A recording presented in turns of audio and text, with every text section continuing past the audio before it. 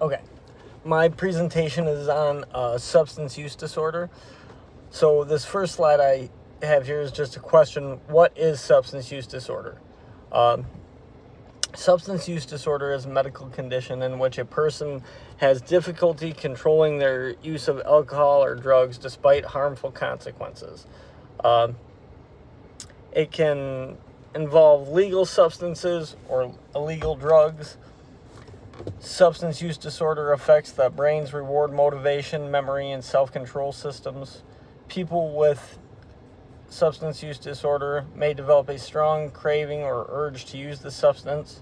Risk factors include genetics, family history, trauma, mental health conditions, and early substance use. This next slide is drugs in your brain. Drugs can affect the way the brain sends, receives, and processes chemical signals called neurotransmitters. Many drugs increase the release of dopamine, a neurotransmitter involved in pleasure, reward, and motivation.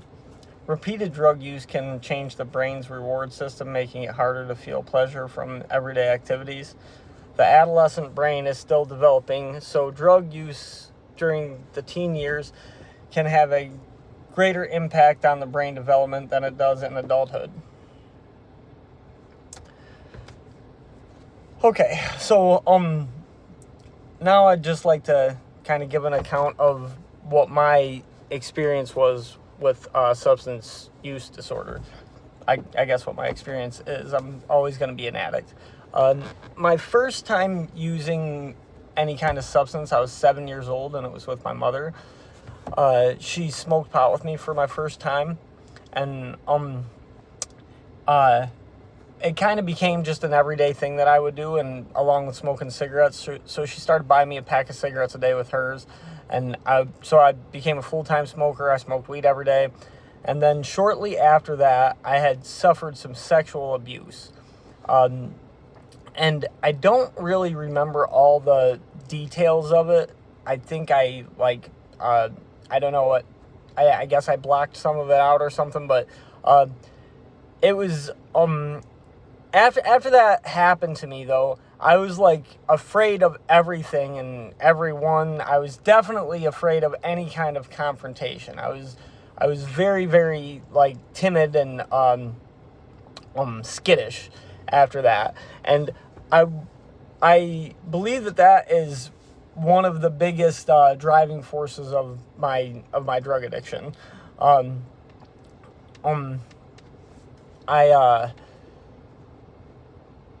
tried other various drugs in this time period from when I was about 7 years old until I was 10. I would do different drugs like opiates or whatever, but they were just random. Weed was the only thing that I ever did every day, and I tried alcohol here and there too. By the time I was 7 years old, we had but when I was 10, we had an open CPS case on us, and my mom overdosed one day, and she went to the hospital, and I ended up getting removed from our home the next day, and I went to foster care for a summer.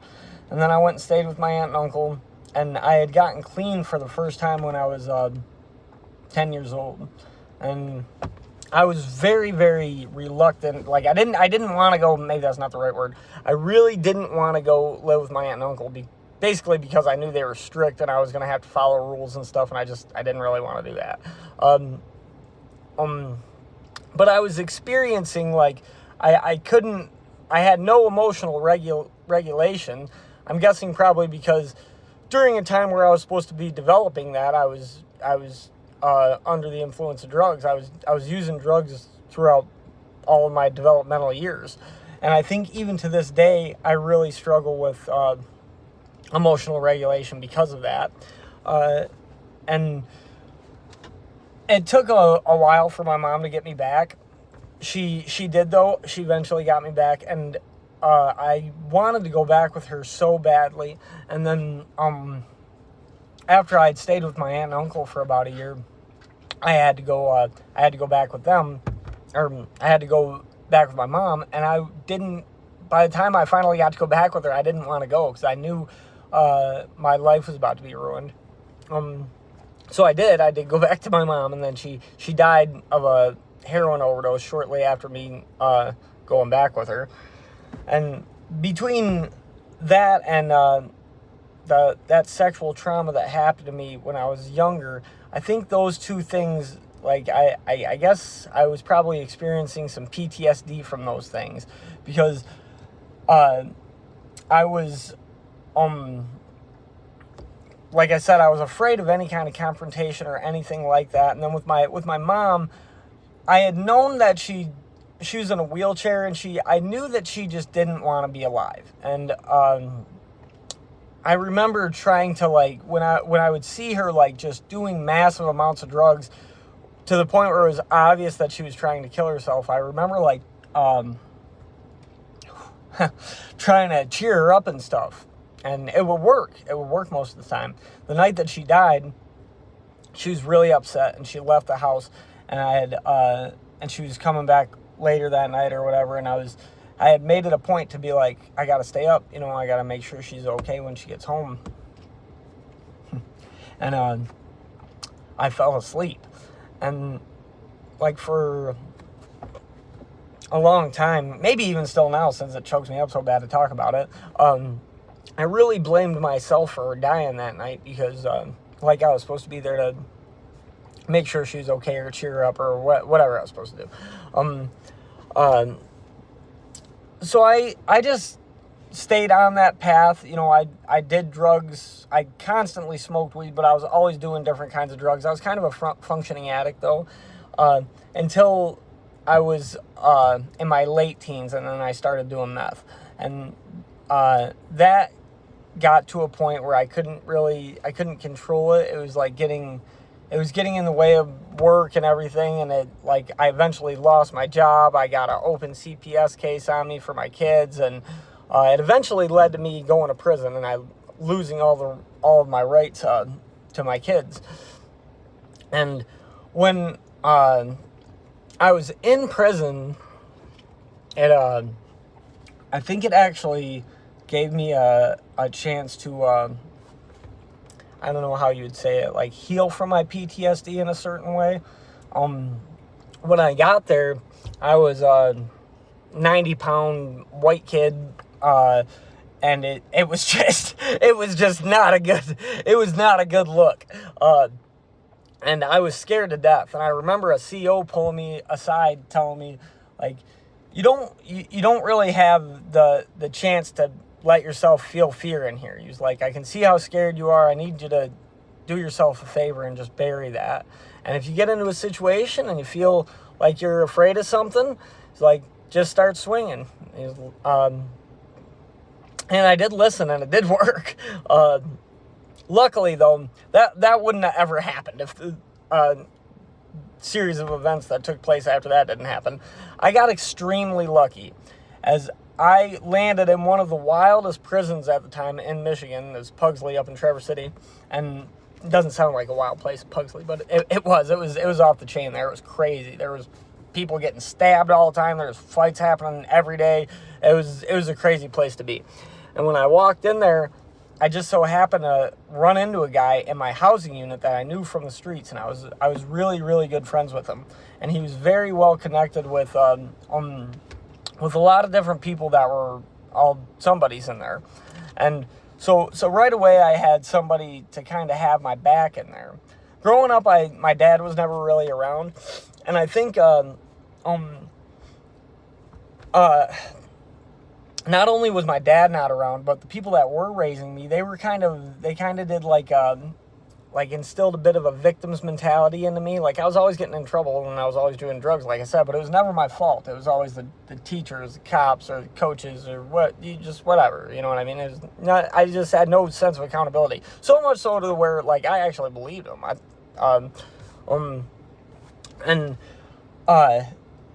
But they also, like, the male figure that I had in my life, he was kind of soft, and he was definitely with him, nothing was ever my fault, and he always made excuses for me. And I had a situation happen to me once when I was at school, where I was already struggling with my mental health just because I felt so weak and scared all the time. And I hated that feeling. I hated feeling like I was helpless and scared and weak. And it made me want to get high because I didn't like the feeling of myself in my own skin. I didn't like who I was as a person. I didn't, felt like that's all I ever really could be, was a victim. And I got bullied at school once. And like this kid shoved my head into a locker. And I remember I was scared to death. I was definitely too scared to defend myself. And my grandpa came up to the school, and looking back on it, I think what he should have maybe done there was been like, I know it's fighting is against the rules and stuff, but you need to defend yourself if somebody's like gonna hurt you. You don't let somebody hurt you. And what do we need to do so that you aren't so afraid to stick up for yourself? You know, should we get you some self-defense lessons? Do we need to get you a gym membership? Like, there's just so, like, those are just a couple examples. I don't even know what the right answer is. I do strongly believe that what he did is the wrong answer, where he just went up to the school and he just made a huge scene. You people are going to do something about this. You got to get a hold of this kid that did this to my grandson, this, that, and the other. The point being, that made me feel so much worse. It was like just an overwhelming feeling of like just like I'm weak. I'm so useless. I can't, like, I'm defenseless. I'm just never. I'm never going to be able to stand up for myself, kind of thing. And it was just a very, like, it just, any self-esteem I did have, it was like gone at that point. And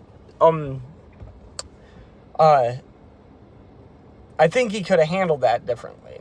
Now, when I went to prison, I kind of got to replay this stuff, because there you have to stand up for yourself. And I had all these people right away that were like, they were like, I was friends with some of them from the streets, and I looked at all these people. They were strong, dangerous men that I was surrounded by immediately. And they were all there to have my back, but not do things for me. And it kind of reminds me of like what a father would do for his son in a different situation. It's just it's a magnified version of the same situation, kind of, where like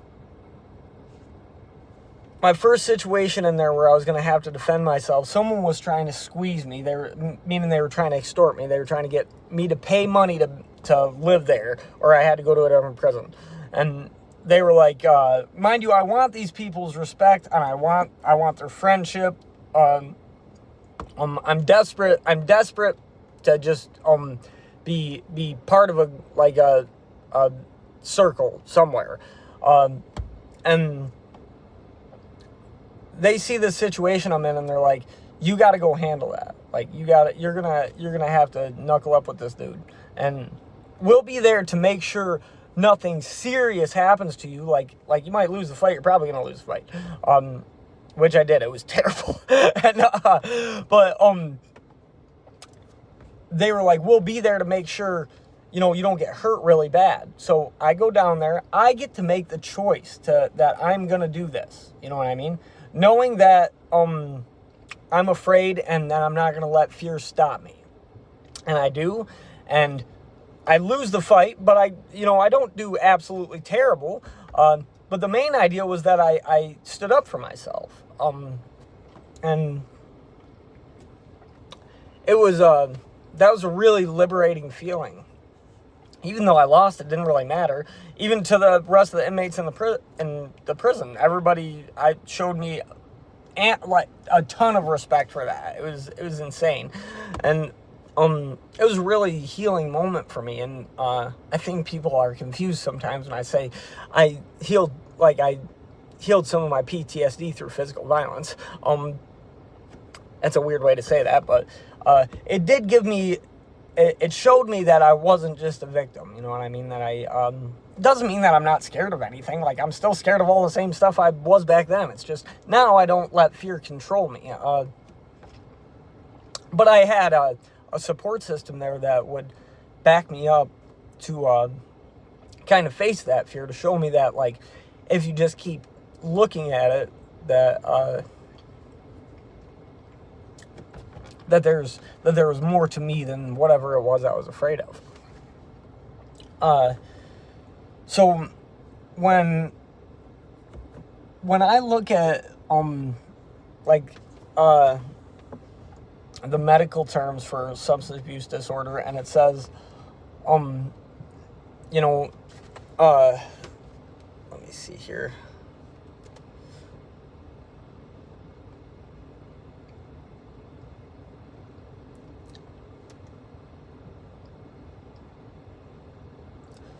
That we can, like, have a hard time controlling our urge to use drugs and alcohol or whatever.